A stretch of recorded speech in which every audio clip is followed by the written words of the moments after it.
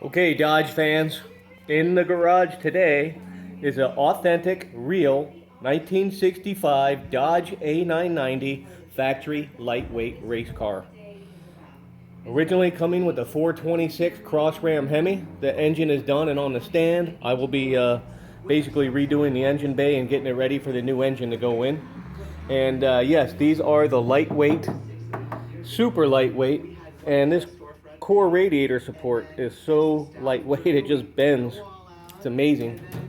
Anyway, you got your factory cutout right here. This is notched out of the shock tower so the big engine can fit in there. Um, it's a real WO car, so it's a factory lightweight. Plastic glass, even the back. Listen to this. Plastic, plexiglass.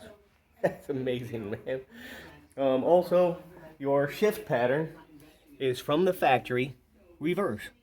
RN, 1, 2, and then drive. I have never seen that in my life, but that's what they did with these factory race cars. Plastic glass, lightweight front ends. And then also, last but not least, you've got no backup lights. And there's only one windshield wiper on the car, and that's for the driver's side.